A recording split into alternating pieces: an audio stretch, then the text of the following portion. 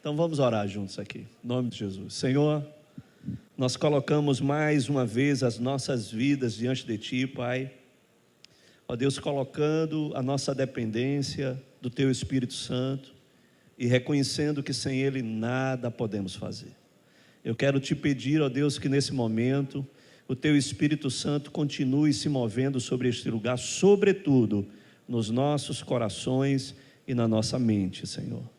Que o Senhor remova todo o assédio, todo o ataque na nossa mente, que, ó Deus, todo o pensamento acelerado, toda a ansiedade, ó Deus, exacerbada, desequilibrada, venha agora, Deus, o prumo de Deus, e que o Senhor derrame a paz que excede todo entendimento e dissipe, Senhor Jesus, tudo aquilo que tenta roubar, Pai, ó Deus, a paz em cada coração. Que todos nós estejamos aptos, ó Deus, como terra pronta, fértil, preparada para acolher a boa semente do Senhor, e que o Teu Espírito tenha liberdade de ministrar, de escavar, Senhor, ó Deus, o solo do nosso coração, e que a semente seja acolhida, floresça e frutifique a 30, a 60 e a 100 por um. Repreende as aves de rapina, Senhor, aquelas que tentam sequestrar a semente, aquelas que tentam nos roubar, tirar, ó Deus, a nossa atenção, trazendo distração, ó Deus, e dispersão, no nome de Jesus, Pai. Tenha liberdade, Espírito Santo de Deus, em o nome de Jesus. Posso ouvir um amém? Então diga aí a pessoa que está do seu lado, então fica atento e não me atrapalha. Amém? Tem gente, infelizmente, que precisa ouvir isso, né? Fica atento e não me atrapalha.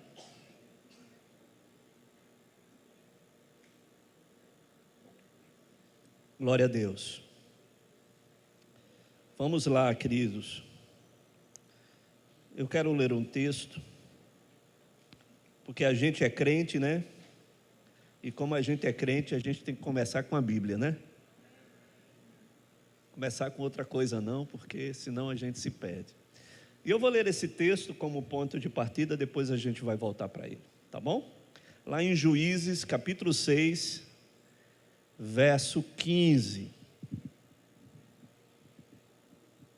Só para deixar aí uma mosquinha aí, interrogação em você. Juízes capítulo 6, verso 15.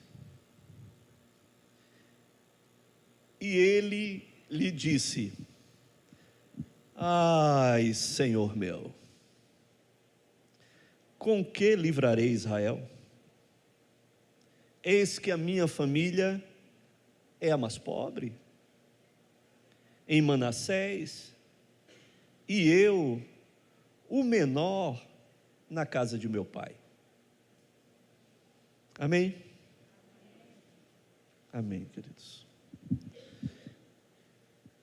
Hoje, a palavra que eu tenho para você é para que você possa quebrar a flecha da vitimização do seu coração. Porque muitas vezes nós somos alcançados por essa flecha. E ninguém que quer ter êxito, sucesso, que quer ser bem-sucedido, seja nas mínimas coisas, amém? Quem quer ser bem-sucedido em tudo que você faz? Você quer de verdade, amém? Amém? É uma promessa de Deus isso. Isso é uma promessa de Deus, para que a gente possa ser bem-sucedido em tudo que a gente venha a fazer, seja das coisas mais simples possíveis, das coisas mais complexas, mas Deus quer isso para nós. E talvez ninguém que queira ser bem-sucedido naquilo que faz, né, pode ter pena de si mesmo, pode entrar em uma em uma característica de se vitimizar e de ter uma autocomiseração, porque, sem dúvida, esse é um dos piores sentimentos. Isso é feito um lodo na nossa alma, que é uma crosta, às vezes, difícil de ser arrancada, de ser removida. E isso gera para nós algo que afeta diretamente a construção da nossa identidade. Porque a nossa identidade fica afetada com esses sentimentos, com esses pensamentos. E ela fica amarrada, neutralizada na fixação de pensamentos, de sentimentos, de vitimização ou daquilo que muitas vezes tenta caracterizar e definir quem você é, né? Você não é o problema que você está enfrentando. Você não é a crise que você está passando. Você não é a luta e a guerra que você está travando.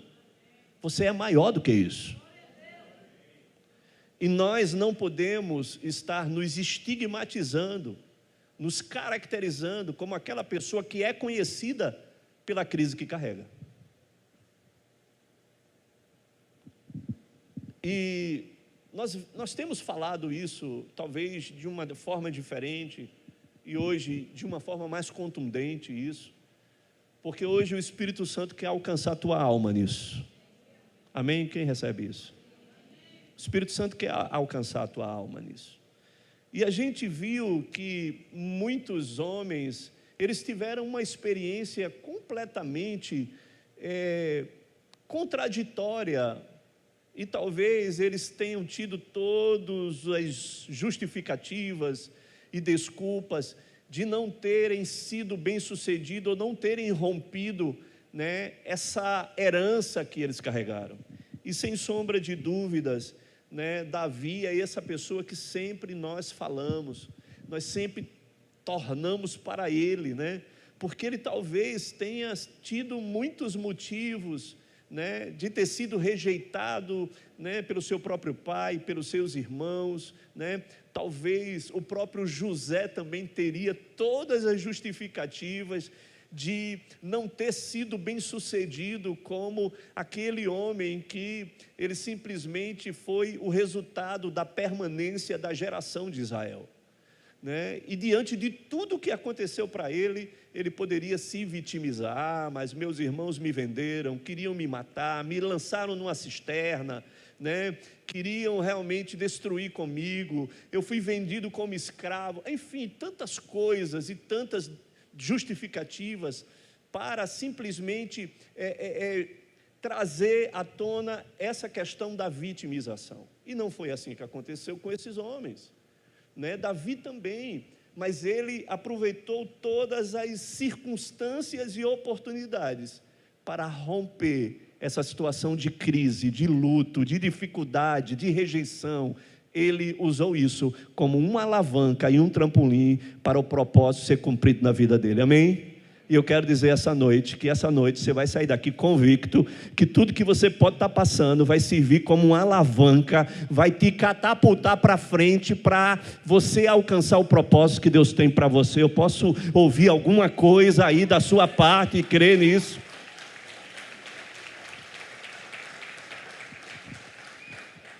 Então hoje o Senhor vai quebrar esse estigma seu, essa marca de que você é vítima e de que o mundo é contra você e que tudo é desfavorável para você e que você não vai dar certo e que as coisas são mais difíceis para você, porque às vezes a gente tem essa impressão, sim ou não?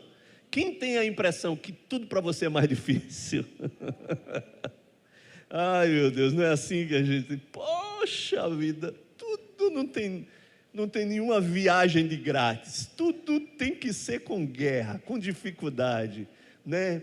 Tem que ter um esforço, tem que ter em cima disso tudo. A gente tem às vezes essa percepção de achar que para a gente é aquela pessoa escolhida, né?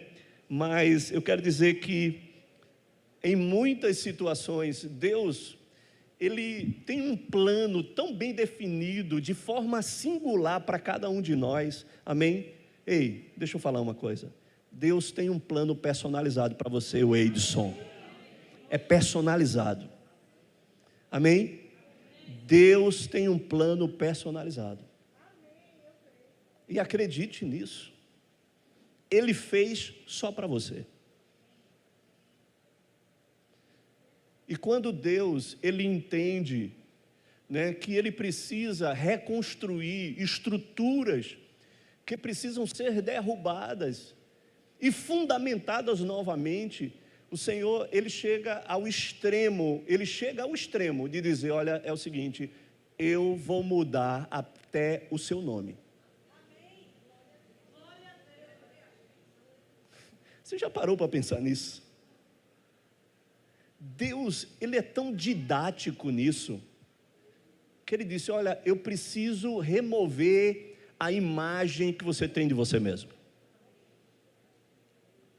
E eu preciso construir uma nova imagem, uma nova identidade, porque essa está arraigada em você e está fazendo você ter dificuldade de acreditar naquilo que eu construí para você. Cara, isso é muito extraordinário.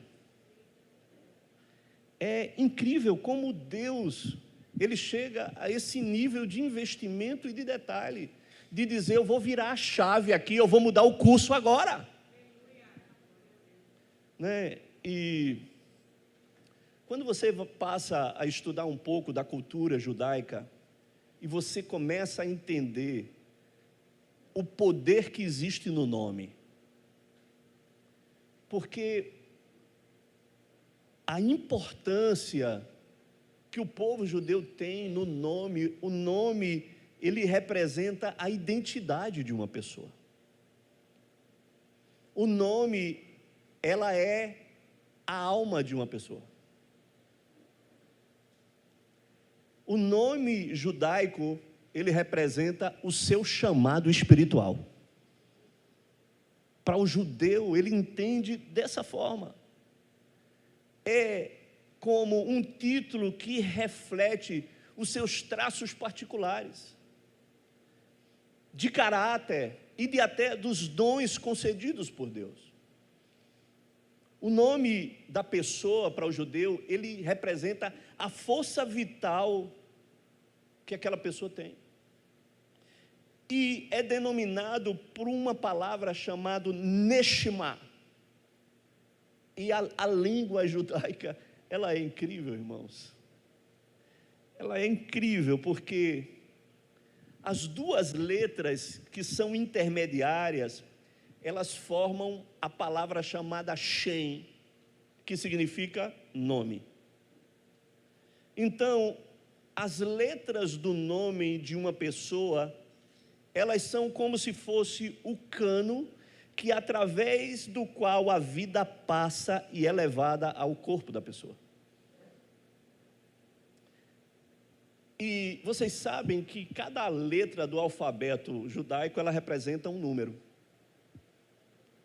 Então, essa numerologia dentro da linguagem judaica, ela é muito importante, ela é muito poderosa, ela é muito profética, né?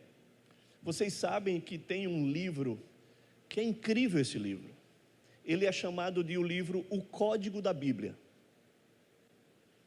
e é de um matemático judeu, que começou a realizar estudos sobre a numerologia da própria Bíblia, e de como ele encontrava determinados acontecimentos na Bíblia, né, que se referenciava por essa numerologia daquilo que estava escrito na Bíblia, e é chocante. Depois compre esse livro e leia esse livro, é chocante, porque esse livro se tornou algo científico. Esse cara recebeu um prêmio Nobel, um matemático judeu. Então, a Bíblia, ela tem esses mistérios, né? E dentro desse alfabeto, a numerologia da palavra Shem, ela é igual a Cano, passagem. Lugar onde você passa, transita isso. Então, Deus, na sua sabedoria, Ele, de acordo com o plano estabelecido para cada pessoa, Deus disse, eu preciso fazer aqui algumas mudanças. E Deus começou a fazer isso para forjar essa nova identidade, para alongar um pouco mais a visão que o Senhor, Ele deseja que você tenha, baseado naquilo que Ele projetou para você. Então essa noite o Senhor vai alongar a tua visão, o Senhor vai alargar a sua visão, o Senhor vai fazer você entender que há por detrás, talvez de algumas coisas, há um plano que Ele é muito maior do que você pode imaginar, né? E quando Deus, Ele começou a chamar Abraão e a Sara, o Senhor, Ele resolveu mudar o nome dos dois, e eles já eram avançados em dias, e havia uma promessa que precisava se cumprir, no que diz respeito a uma descendência, e alguns erros foram cometidos, por essa palavra ainda não ter sido enraizada dentro do coração deles.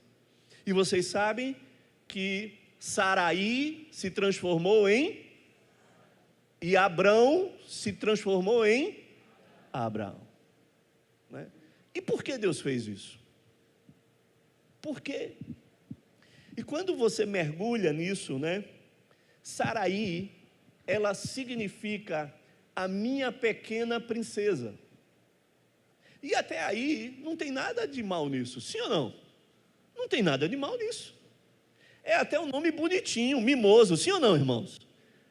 Significa a minha pequena princesa. Olha que coisa mimosa.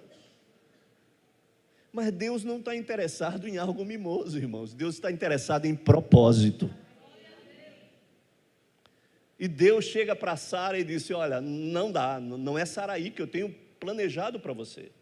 Eu tenho planejado que você não seja uma pequena princesa. Eu não quero pormenorizar, eu não quero diminuir, eu não quero reduzir, porque o que eu tenho para você, Sara, mesmo você se sentindo estéril, mesmo você se sentindo que você já não tem mais como frutificar, não tem mais fertilidade dentro de você, mas eu estou vendo o futuro, eu estou vendo na frente, eu estou conseguindo enxergar o que você não consegue enxergar. Então eu vou começar a refazer isso dentro de você, e vou mudar o seu nome de pequena princesa, para elevar o nível ainda maior, e eu vou colocar o seu nome como Sara, porque Sara significa mãe de nações.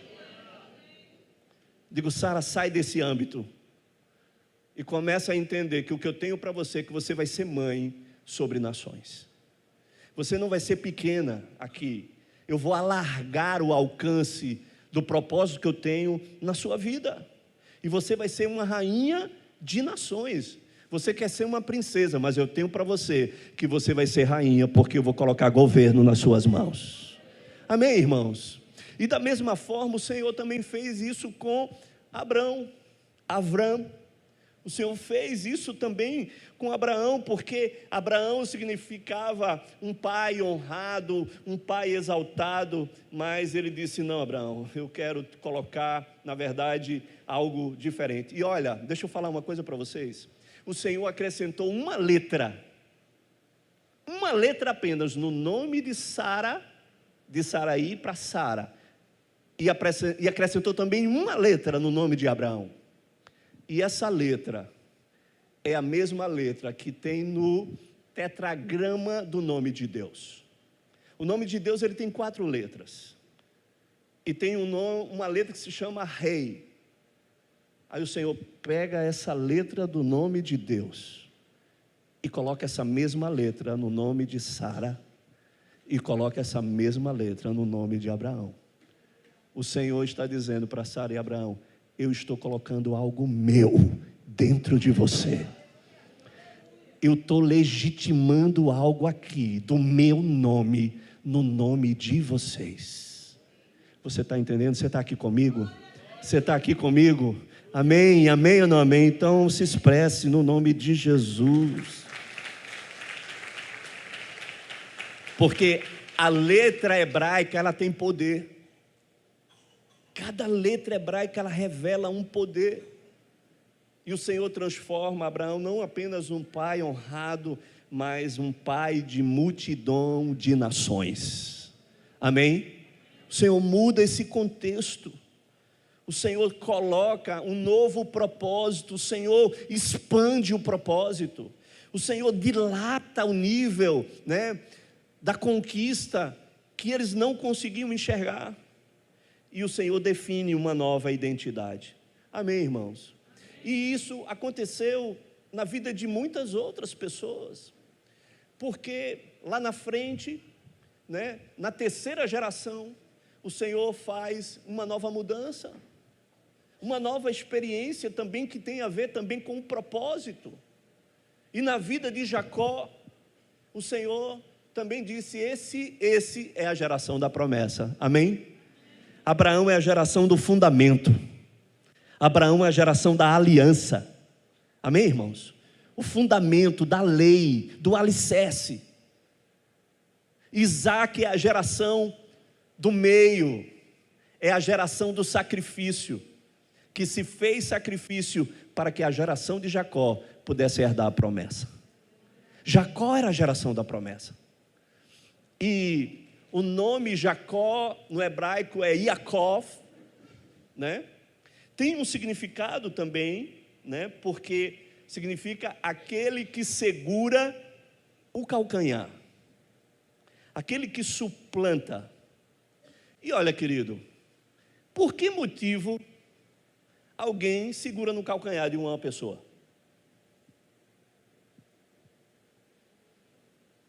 Pensa bem. Para puxar, para segurar, para impedir que ele prossiga. Olha o nome, Yaakov, aquele que segura o calcanhar, aquele que quer puxar para dizer, não é você que vai sair primeiro, sou eu. E a palavra Yaakov, o Kov, significa torto. Significa torto. Mas Deus tinha uma promessa. Mas Deus diz assim, eu tenho que mudar aqui esse negócio. Não dá para ele permanecer aqui com essa identidade. Ei, você está me entendendo?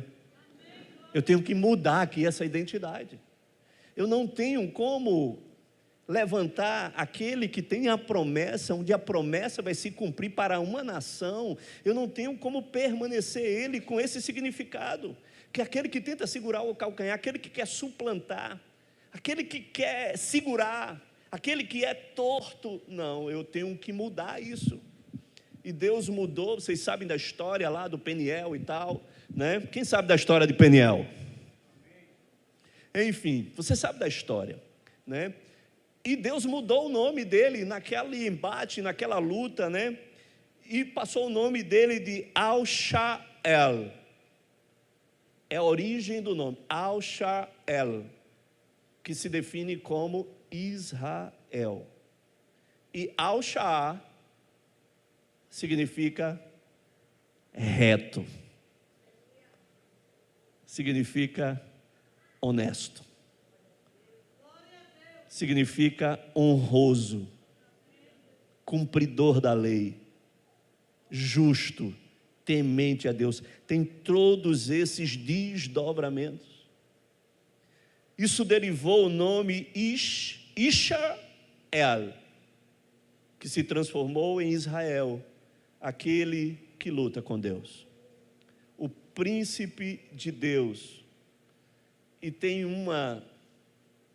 uma interpretação que eu acho ela a mais incrível, que fala que ele é campeão com Deus. Eu creio nessa palavra.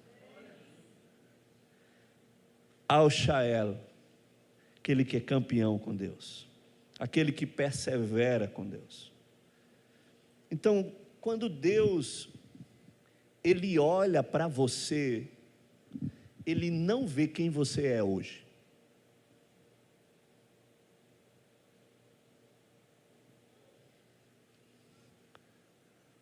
Você não entendeu. Quando Deus olha para você, Ele não enxerga quem você é hoje. Ele enxerga quem você vai se tornar nele. Você está entendendo? Quando Deus olha para você, Ele vê o futuro. Deus está olhando o futuro de cada um de vocês. Ele não está olhando e enxergando você, quem você é agora. Mas Ele está projetando o futuro para você. Amém? Tem uma frase do apóstolo René Terranova que eu acho ela fantástica. E revela a vida dele, a vida do René. Essa frase ele disse que ele viu o futuro e escolheu morar lá. Amém? Eu não vou morar aqui nesse presente, eu vou abrir a minha visão e eu vou começar a estar no futuro que Deus já planejou para mim. E todos os passos que eu estarei dando hoje, eles estão preparando para a minha chegada lá no futuro. Então entenda isso. Todas as vezes e todos os chamados de Deus na vida de uma pessoa, Deus estava enxergando o futuro.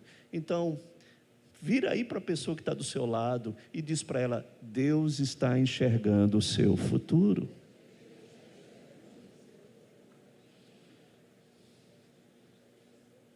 Amém? Sabe por quê? Porque Deus é um visionário. Essa ideia de pessoas visionárias, ela começou com Deus.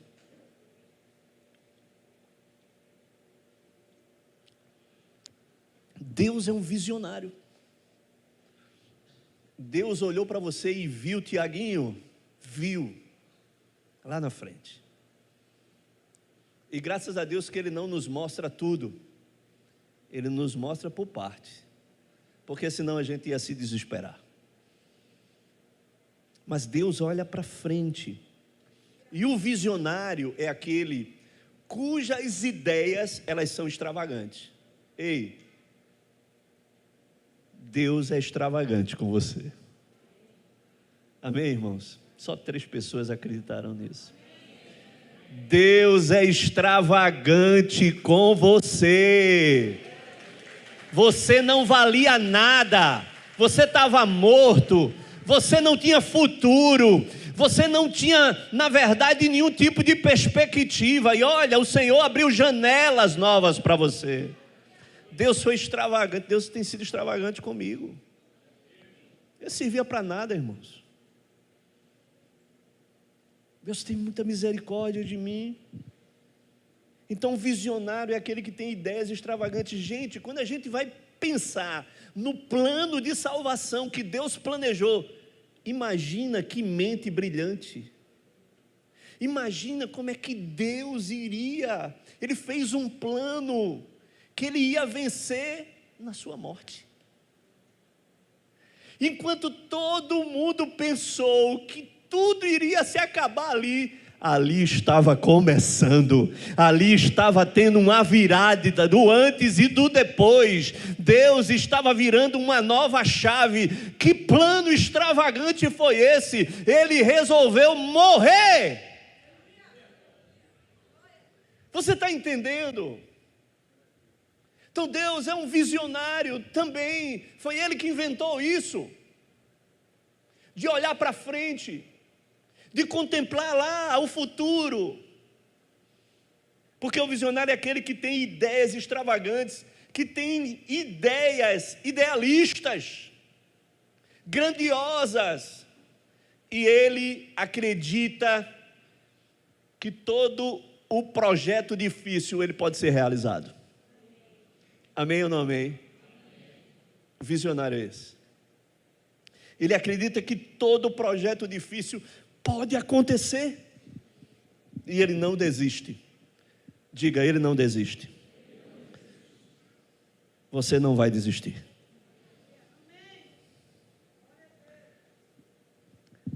Nós temos muitos homens na história que foram visionários.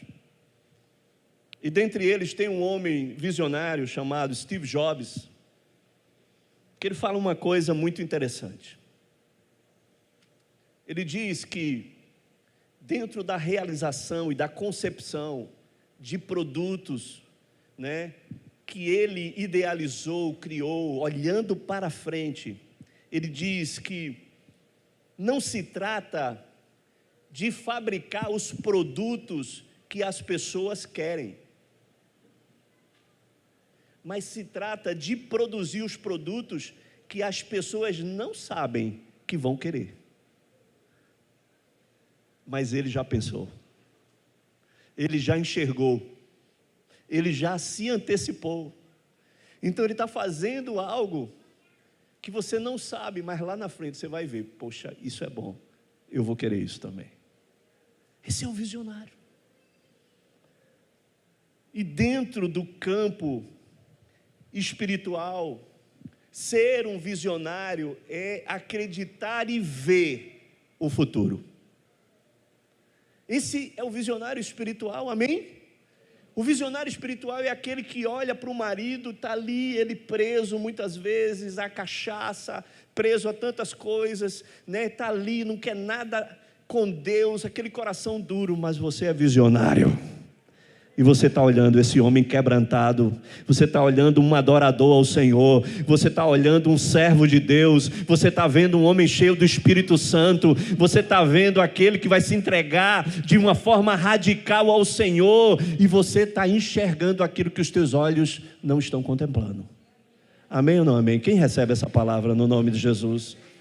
Visionário, olhando para o futuro. É aquele que acredita e vê no futuro possibilidades de sucesso. Onde todos veem o fracasso, você vê o sucesso. Olharam para Davi, olharam assim para ele, menosprezaram ele. Ninguém viu o sucesso naquele menino. Era difícil. Mas ele enxergou o sucesso. Ele olhou na frente, ele acreditou. Então, queridos, essa noite, o Senhor está virando uma chave na sua visão e está fazendo de você um visionário, olhando para frente, olhando para o futuro, e aquilo que ninguém acredita, você vai permanecer acreditando, aquilo que ninguém acha que pode acontecer, você vai continuar perseverando, aquilo que é impossível para muitas pessoas, mas é possível para Deus, vai ser possível para você, e você vai acreditar naquilo que Ele tem falado para você. A sua promessa é inegociável, e você não abrirá mão da promessa de Deus.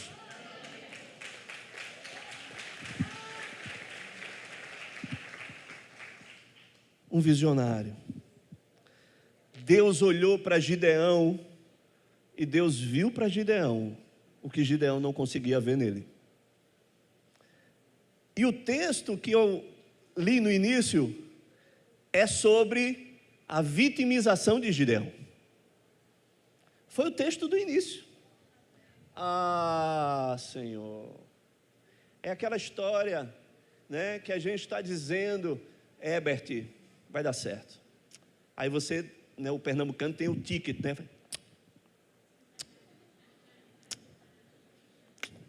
Ah, não é assim. Você não sabe de nada.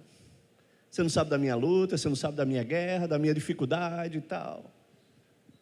E começa a gerar a identidade da crise que você está passando, e não da promessa que Deus está fazendo. Então Gideão, ele foi esse homem que se vitimizou dentro da realidade dele.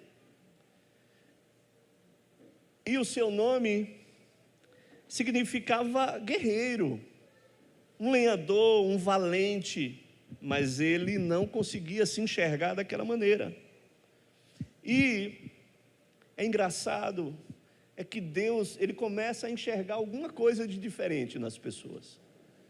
E Deus, muito embora Gideão fosse literalmente um cara frouxo, ele era frouxo, ele era medroso, ele era inseguro. De fato ele era assim, né? Mas Deus enxergou algo nele, algo que não paralisou ele. Interessante lá em Juízes, né, capítulo 6, fala que de repente o anjo, ele desceu e ele começou a olhar para Gideão, enxergar, prestar atenção em Gideão. E ele viu em Gideão alguma coisa que outras pessoas não estavam fazendo. Ele tinha as limitações, mas ele estava simplesmente pegando o trigo e estava colocando o trigo no lagar. E ele disse: olha, trigo não é para colocar no lagar. O lagar é lugar de pisar e de machucar as uvas para fazer o vinho. Mas ele está pegando o trigo lá e está guardando o trigo dentro do lagar. Ninguém está fazendo isso, porque o texto fala que os midianitas e os amalequitas, eles eram como gafanhotos. Eles entravam dentro da terra de Israel, subiam e eles devoravam tudo. Eles levavam os rebanhos, ele levava toda a lavoura, eles destruíam tudo, e o povo estava cansado. 7 anos assim, eles não suportavam, não aguentavam mais. E Gideão disse: eu vou fazer o seguinte, eu vou pegar o trigo, e vou, trabalhar no trigo aqui dentro do lagar, vou esconder. E o anjo olhou, que mesmo ele tendo todas aquelas dificuldades, ele foi aquela pessoa que não paralisou, mas ele buscou algumas alternativas. E mesmo tendo uma visão extremamente vitimista e negativa, porque todas as afirmações que Deus vem, na vida de Gideão, ele tem um mais, ele tem uma desculpa, ele tem uma justificativa, ele tem um contraponto.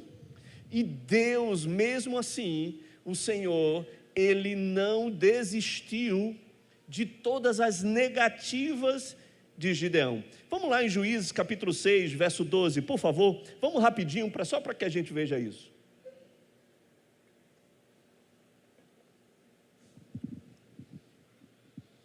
Eu acho isso maravilhoso, porque a gente se vê dentro dessa história, dentro das nossas limitações, inseguranças, dentro das nossas temeridades mesmo. O anjo do Senhor se apresenta e disse: então o anjo do Senhor lhe apareceu e lhe disse: o Senhor é contigo, homem valente. Que afirmação, ou não? Você imaginou um anjo se apresentando para você e dizendo para você: Weidson, o Senhor é contigo e tu és um homem valente? Ei, isso não traz orgulho, sim ou não? Poxa, será que eu sou isso mesmo? E foi exatamente o que Gideão disse: não, peraí. Aí no verso 13, o que é que ele diz? Ele disse: responderam Gideão, ó, ai aí de novo, ai, Senhor, não é assim que a gente faz? Senhor, Senhor meu, se o Senhor é conosco, porque nos sobreveio tudo isto. Ele está dizendo: se está dizendo que o Senhor é comigo, e por que a gente está passando tudo isso? E o que é feito de todas as suas maravilhas que os nossos pais nos contaram, dizendo: não nos fez o Senhor subir do Egito? Porém agora o Senhor nos desamparou e nos entregou nas mãos dos midianitas. Ele começou o seu rol de lamúrias, de murmurações, e disse: não, como é que o Senhor é comigo desse jeito? Estou aqui, a gente está esquecido, desamparado, não é bem assim. E olha, irmãos, e o Senhor ignora Gideão, amém? Olha, glória a Deus, porque o Senhor ignora muita coisa sua, viu? Você está entendendo? Graças a Deus, porque o Senhor ignora muitas coisas minhas, meu Deus. Nas minhas lamentações, nas lamentações de Marcelo Ramos, Você tem também o seu livro de lamentações. E ainda bem que o Senhor não leva em conta. E ele continua dizendo, aí o contraponto do Senhor. Então, o Senhor, ele simplesmente não quis ouvir isso e disse, então virou-se o Senhor para ele e disse, vai, de novo, e livra Israel da mão dos midianitas, porque não te enviei, eu estou te enviando. Aí depois disso ele começa de novo, Senhor, Senhor, como livrarei Israel? Eis que a minha família, eis que meus pais, eis que a minha tribo, eis que a minha família é a mais pobre, em Manassés, e eu sou o menor. Ei, você está entendendo? Começa a se vitimizar, a ter pena dele mesmo. E o Senhor ignora de novo. Tornou-lhe o Senhor, ei, tranqueira de Jeová, ei, repolho, presta atenção, eu estou dizendo que eu sou contigo, ferirás aos midianitas como fossem um só homem, eu vou com você. E enfim, e daí então começa toda a narrativa e todo o esforço do Senhor de quebrar esse jugo de vitimização, quebrar essa crosta arraigada sobre a alma de Gideão. E agora, o Senhor refaz tudo isso. E depois de tudo isso, começa a testar Gideão e tal, e coloca uma missão para ele, derrubar os postes ídolos, e ali o Senhor muda o seu nome, e transforma ele de Gideão em Jeru-Baal. Jeru-Baal, Jeru é aquele que guerreia, é aquele que enfrenta, aquele que tem coragem, aquele que tem intrepidez para enfrentar Baal de frente. E depois de tudo aquilo, ele começa a ser reconhecido em Israel como o homem que luta contra Baal. Amém. Mudou o nome de Gideão, virou essa chave dentro dele, na alma, na identidade dele, reforçando isso. Então, queridos, eu quero te dizer essa noite que o Senhor, Ele quer talvez reconstruir afirmativas de forma assertiva dentro da sua alma, porque tem algumas coisas que o Senhor, de fato, o Senhor ignora, porque tem pessoas que precisam ser ignoradas realmente por Deus, ignoradas. É interessante que tem alguns reis na Bíblia que o Senhor inibe a genealogia deles, que o Senhor inibe a paternidade deles, porque não é para ser referenciada, E a gente vê isso lá em 2 Crônicas, capítulo 28, olha que coisa, fala sobre o rei Acais, um rei muito mau, um rei terrível. Você vai olhar lá nesse capítulo tudo que esse rei fez, terrível. E no capítulo 28, verso 27, diz alguma coisa. Vejam o que aqui diz. Ele diz: descansou Acais com seus pais, e o sepultaram na cidade e em Jerusalém, porém não o puseram nos sepulcros dos reis de Israel. Olha só, o cara foi tão ruim que disse: a gente não vai botar essa praga, essa desgraça não vai ficar aqui no sepulcro dos reis, porque ele não é digno, ele não merece, não vai ficar aqui entre os reis, porque ele foi mau. E aí, não colocaram ele lá, e diz o texto: e Ezequias, seu filho, reinou em seu lugar. Agora vê o verso 29, capítulo 29, verso 1. Fala do início de Ezequias, e diz: o rei Ezequias Tinha Ezequias 25 anos de idade, quando começou a reinar, e reinou 29 anos em Jerusalém. Sua mãe se chamava Ábia, e era filha de Zacarias. Só falou da mãe. Verso 2: fez ele o que era reto perante o Senhor, segundo tudo quanto fizera,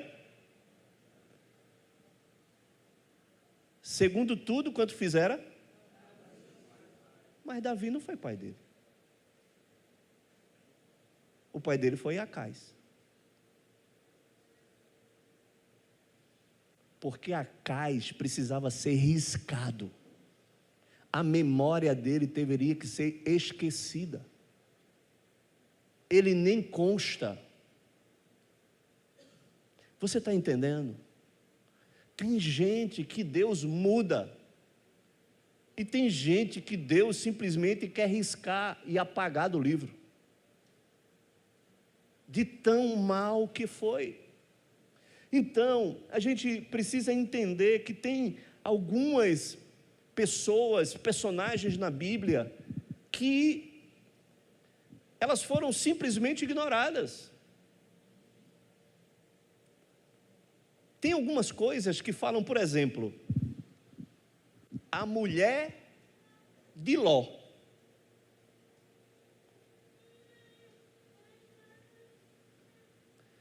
Não é ruim quando as pessoas falam, não, aquela dali é a mulher de Cicrano. Sim ou não? Ah, não, é a mulher de Lourenço. Oxe, ela não tem nome não, é? Ah, é a mulher de Hugo. Não tem nome não, é? É ruim, né? Sim ou não? Não é ruim isso. Não saber qual é o nome. Mas a mulher de Ló, ela não foi referenciada. Porque quando ela saiu lá de Sodoma e Gomorra, Deus tinha falado para ela, olha, não olha para trás não. Porque às vezes aqueles que olham para trás precisam ser esquecidos. Ela foi esquecida, olhou para trás. Se transformou numa estátua de sal. Foi a mulher de Ló. Então, por quê? Porque às vezes nós somos denominados e estigmatizados naquilo que nós estamos vivendo. Quando o Senhor atravessa o mar da Galileia e vai para o outro lado, ele vai para uma cidade chamada Geraseno ou Gadara. E quando chega lá, é interessante que ao desembarcar da cidade, veio a um encontro um homem possesso de um demônio, conhecido por todos ali, porque ele andava nu, andava nos sepulcros, ninguém conseguia amarrá-lo, acorrentá-lo. Ele era um homem endemoniado, e ele era conhecido porque ele não tinha nome. Ele era conhecido como o endemoniado de Gadara, porque aquilo que ele vivia denominou o seu nome. Ei, o que você está vivendo não define quem você é. Você está me ouvindo? Nós não podemos aceitar isso. Nós não somos o que nós estamos vivendo. Aquele homem, ele não tinha nome. Que coisa terrível você ser reconhecido como um endemoniado daquele lugar. Você já parou para isso? O endemoniado daquele lugar. É igual uma pessoa que essa semana disse que ia baixar um decreto para quem mentisse fosse preso. Já parou para ver isso? Vou baixar um decreto. Quem mentir vai ser preso, já era para ter entregue a algema direto para ele. Então, mas é o estigma que carrega. É o estigma que carrega.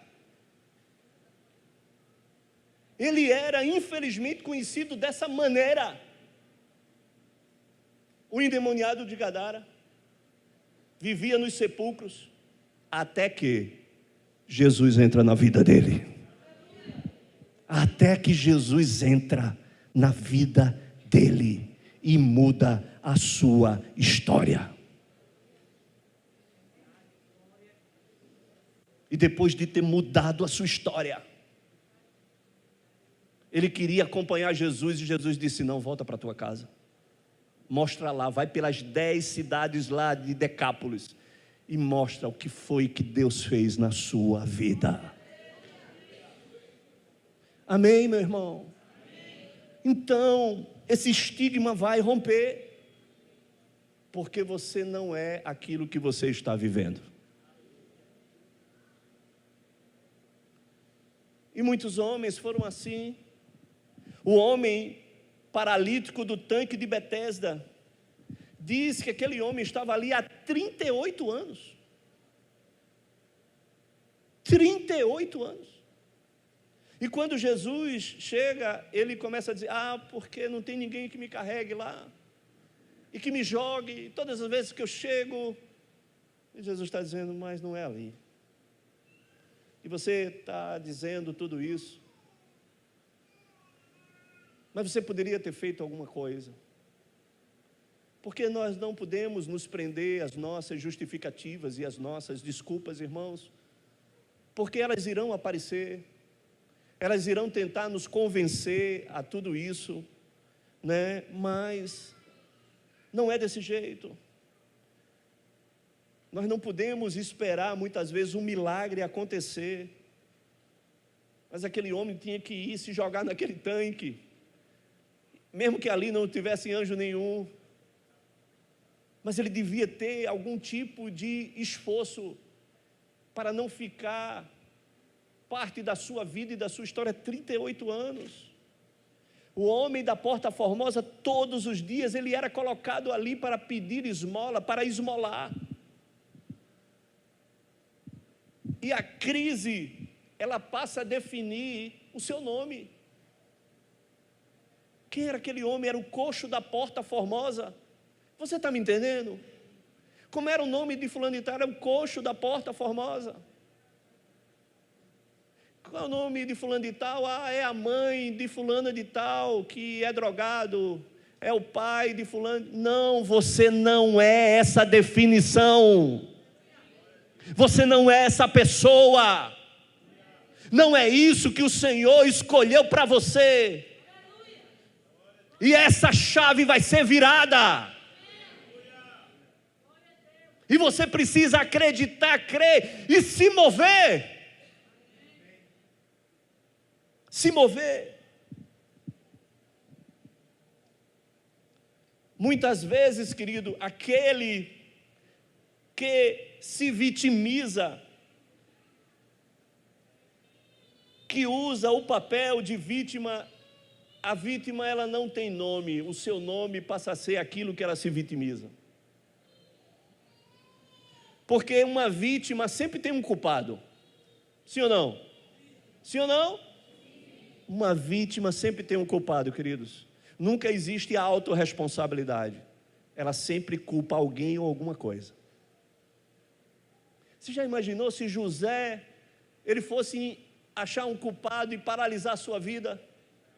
Ei, você já parou para pensar nisso? Não, José, vamos parar aqui e vamos abrir um buraco e nos enterrar, porque eu fui vitimizado. Tantas coisas aconteceram, mas ele não se assimilou que o seu nome seria a crise que ele estava passando. Ele disse: não, eu sou maior do que a minha crise, eu sou maior do que a minha dor, eu sou maior do que a minha guerra, eu sou maior do que esse estigma. Não é assim que Deus tem me definido.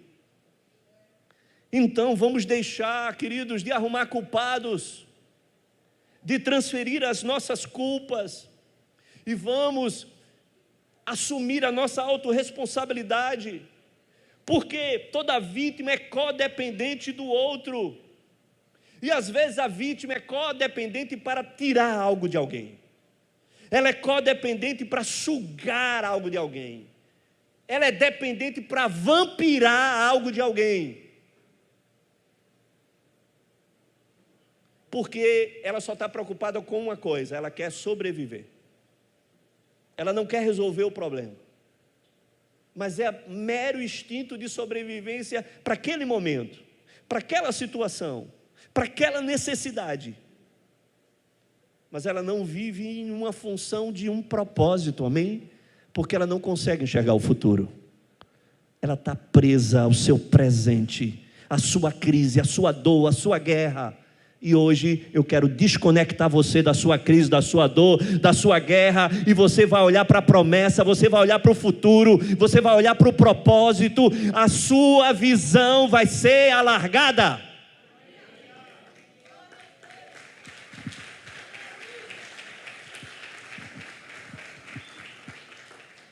E você não vai mais justificar as suas dificuldades, as suas desculpas, porque uma pessoa boa em desculpas, ela não é boa para mais nada, irmãos, ela só é boa para as desculpas.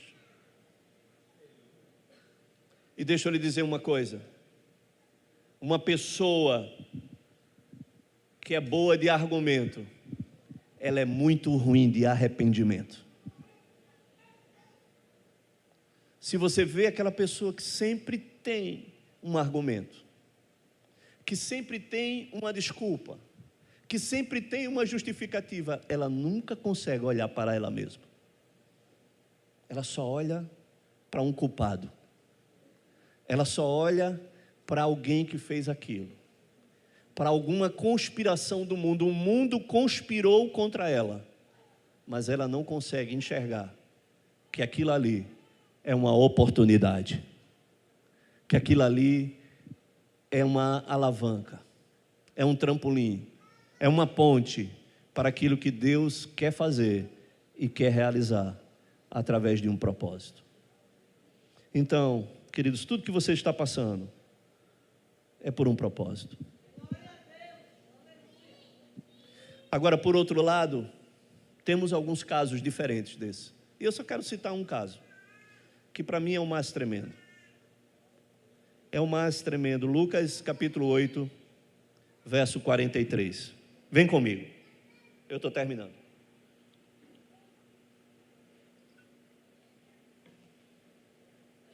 Lucas capítulo 8, verso 43. Veja o que diz. Certa mulher, que havia, há quantos anos?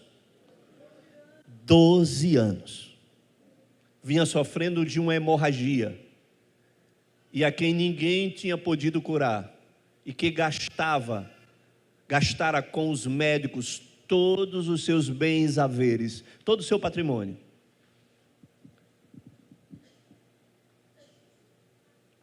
Pode passar.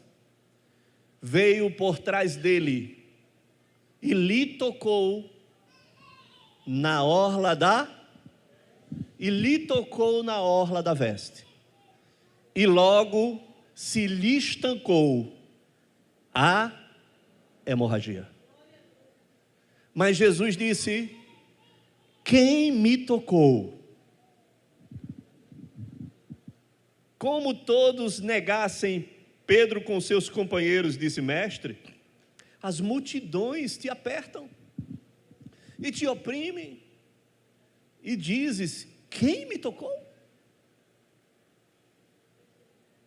Contudo, Jesus insistiu: alguém me tocou, porque eu senti que de mim saiu o poder. Diga alguma coisa. Me ajuda aí. Pode passar. Vendo a mulher que não podia ocultar, se aproximou-se trêmula. Trêmula. Estava com medo, ela estava se escondendo, toda coberta, porque todos conheciam. Porque na lei judaica ela não poderia estar ali, ela tinha que estar separada, numa casa separada, isolada. Era igual à lei do leproso, tinha que estar fora da cidade. Ela sabia o risco que ela corria ali, ela estava trêmula. E prostrou-se diante dele e declarou à vista de todo o povo a causa porque lhe havia tocado e como imediatamente fora curada. Então lhes disse: filha, a tua fé,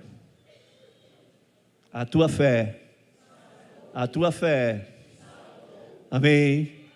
Aquela mulher rompeu a sua dificuldade, ela rompeu a sua fraqueza, toda a sua força se esvaía com aquela hemorragia.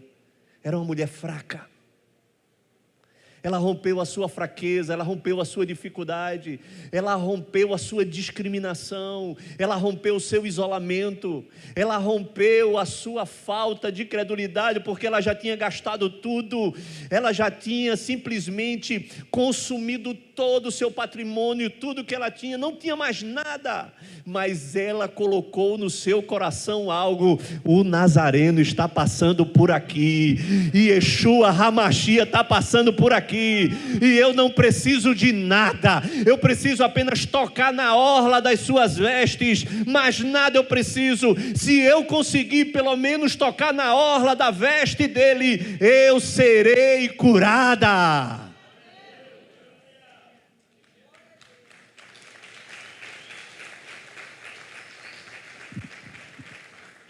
A vida daquela mulher mudou.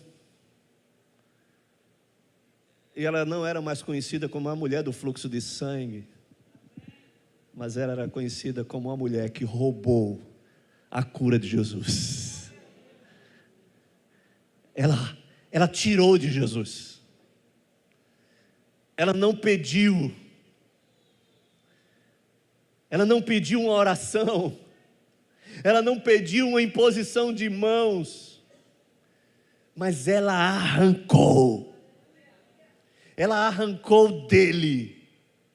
A sua fé estava tão ativada, mesmo mediante a toda a adversidade que ela já tinha enfrentado, mas ela estava tão ativada, ela estava tão obstinada, que ela diz: eu vou arrancar dele, ele não vai nem saber que eu tirei a cura dele. Mas Jesus sentiu que dele saiu poder.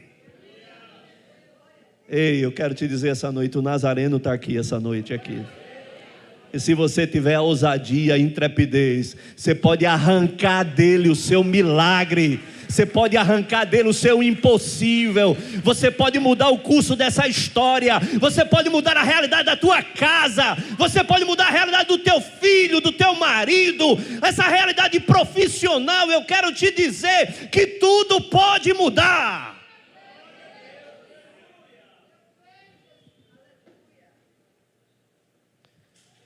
O que é que você decide hoje? O que é que você decide hoje? Permanecer no seu vitimismo ou romper? Permanecer nas suas limitações e dizer que você não pode, que você não quer condições, de que você é pobre, que você é o menor, que você não tem capacidade, que você não consegue? Qual é a sua decisão hoje? Você vai continuar preso às suas limitações? Você vai continuar aí justificando a sua dor por conta da sua dor, porque você é fraco, porque você é isso? Você vai continuar usando essa situação? Ou você vai pegar tudo isso e vai usar isso como matéria-prima para um milagre que Deus quer realizar e fazer através de você? Você tem que escolher. Você precisa escolher. Enxergar o futuro que Deus tem para você. Deus tem um futuro para você. E talvez não seja esse que você esteja vivendo agora no presente. Acredite no que Deus está falando. Ei, acredite no que Deus está falando. Creia no que Deus está falando. Porque Ele está te dizendo hoje: vai na tua força, mulher valente. Vai na tua força, homem valente. Te levanta, sacode essa poeira, remove aí os obstáculos, desculpas e justificativa. Dá um pinote aí onde você está e avança. Porque eu estou te enviando.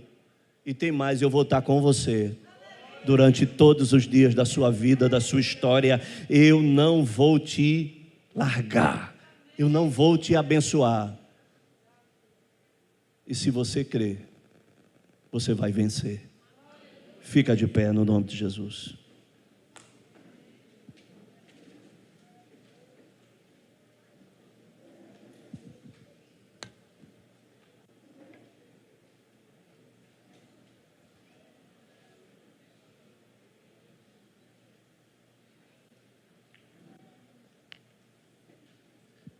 Ei, meu irmão, minha irmã, deixa eu falar. Às vezes não é fácil, e eu reconheço que não é fácil. Mas olha, dá o primeiro passo hoje. Começa a realizar uma metanoia na sua mente. Você vai conseguir. Ei, você vai conseguir. Ei, acredita em você. Ele vai te ajudar. Ele está vendo que tem uma força aí dentro de você, que não é sua, mas é dele. E quanto mais você se sentir fraco, mais o poder dele vai se manifestar na sua fraqueza. Mais dependente dele você vai ficar. E ele é a única coisa que ele quer, que você dependa dele. Amém? Deixa ele realizar essa mudança de mente dentro de você. Deixa de estar preso a essa imagem que não foi ele que colocou. Deixa de potencializar todas as sentenças de tudo aquilo que as pessoas disseram que você é, ou de que você não pode. Mas não é assim que ele te vê. Eu prefiro ficar com a palavra dele. Eu escolho a palavra dele. Eu escolho o plano dele. Eu escolho o propósito que ele tem para mim. Amém? Que pensamentos o Senhor tem ao teu respeito? Quais são os pensamentos que Deus tem de você? Diz o profeta. Ele diz: pensamentos de paz e não de mal. Ei! Presta atenção. O Senhor tem bons pensamentos ao teu respeito. Ele tem boas coisas que Ele projetou ao teu respeito. E Ele diz nessa palavra de te dar um bom futuro. Está escrito. Está escrito. Acredita. E larga. Solta. Isso que está te prendendo. Remove, rompe, quebra com esses pensamentos limitantes e faz uma nova escolha hoje. Deus, quando olha, Ele vê um celeiro de grandes realizações, de homens e mulheres exitosos e bem-sucedidos, que irão ser abençoados, irão prosperar, irão dar certo. Ei, Ele fez você para dar certo. Você já parou para pensar nisso? Ele fez você para quê? Ele fez você para dar certo. Ele planejou você para dizer: você vai dar certo. Então acredita e rompe com tudo isso. Chega. Diga chega. Diga chega. Parou todas as desculpas. E agora a gente vai avançar. Diga: eu vou avançar. Ei, eu saio da paralisia hoje, eu vou avançar. Amém? Abra pelo menos a boca. Abra pelo menos a... Tem gente que não está tendo coragem de abrir a boca. Proclama. Proclama. Se deixe ouvir. Escute a sua própria voz, deixe ela ecoar, deixe essa palavra ser liberada de dentro de você, porque é ela que vai gerar aquilo que não existe, e vai trazer à existência o que não existe. É o poder da sua palavra. Deixa ela liberar, deixa ela mudar essa mente sua. Deixa o Senhor reprogramar. Ele dá um reset em você e limpar tudo isso que ficou aí do passado, que te prendeu, que te amarrou, e liberar algo novo.